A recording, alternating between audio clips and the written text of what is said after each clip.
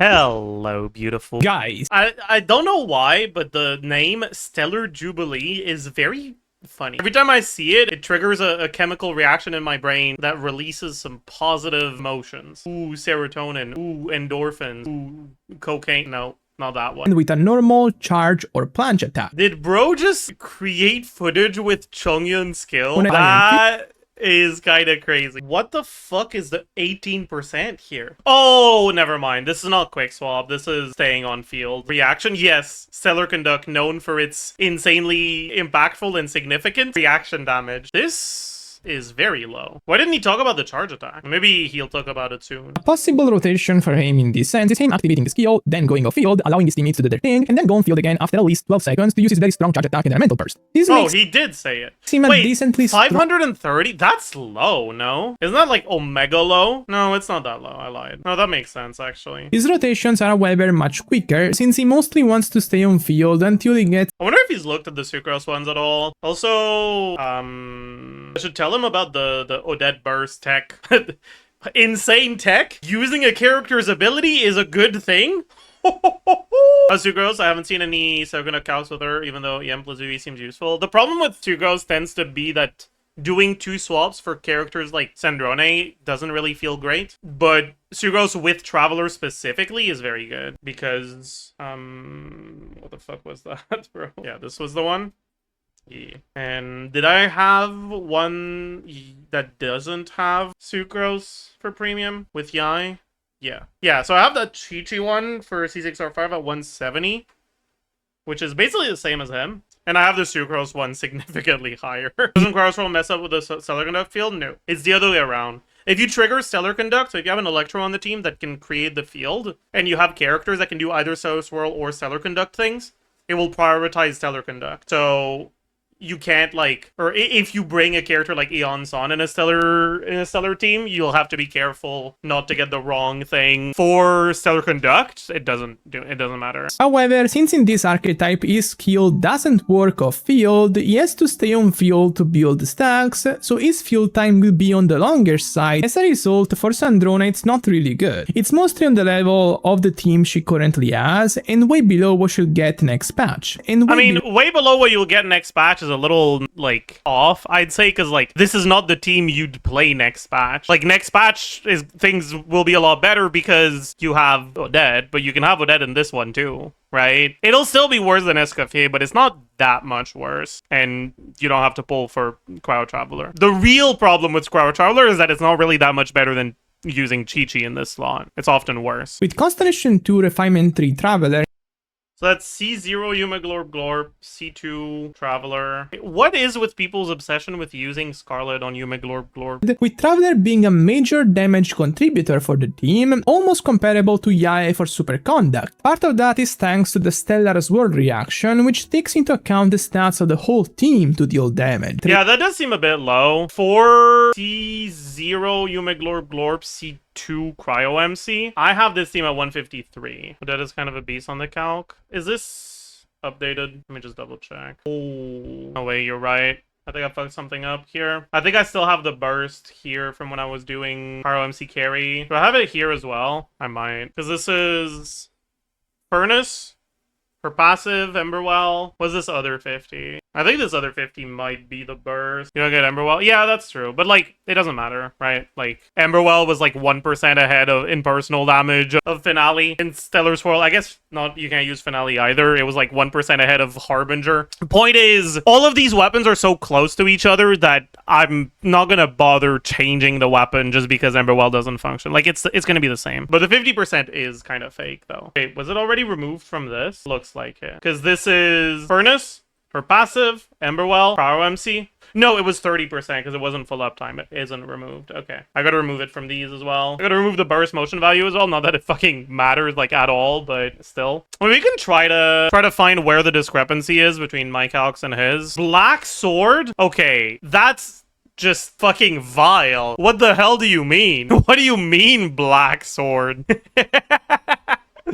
What the hell is that? What weapon should we assume? 565, no 32, 27.6, 24. We don't heal. The uptime on Finale is really good here. 10%. So rotation length assumption. I'm at 18. He's at 18.5. I'm pretty sure 18 is very doable. I'm also assuming burst on Sucrose every other rotation, which he's not. That's going to increase the amount of stellar swirls. Anyways, let me remove the Emerald stats as well. So first, let's take a look at Black Sword, I guess, because we want to find the discrepancies. So let's use the same assumptions. Also, this I'm pretty sure isn't supposed to be Blizzard's Trader. I think I was wrong about that. I think TOM is just straight up better, but it's like so close. And we gain 20% on the rest of the team as well. No, it's worse. Whatever. It's more like reasonable, I think. Fern is better than Shadow on Odette. She can't use Shadow in this team. Okay, so he's doing TOM Traveler as well. So plus 20%, lose the 40%, and then this plus 20% also goes to the rest of the team. Black Sword TOM. Let's change the Sucrose gear. 187, 140, none of this. We get 20% from VV here. We lose the Instructor buff on the whole team. Okay. We're now at 140. We remove the Sucrose burst. So the swirls per rotation go to 17. Are we still getting 4 vortexes? I think we should, yeah. We're now 138. There's still a 16k, like over 10% difference. Where is that difference coming from? This out of his damage, 122,500. Odette damage is similar. Traveler and Mizuki damage are both significantly higher. This is probably a number of Stellar Swirl assumption difference. Is 17 unreasonable? Old Sugo should be way lower than 17. I don't think that's true. But like, maybe I'm just dumb. We're counting the amount of Stellar Swirls triggered. That's only Sucrose and Yume Glorp Glorp. Last time I looked, this was 15. Yeah.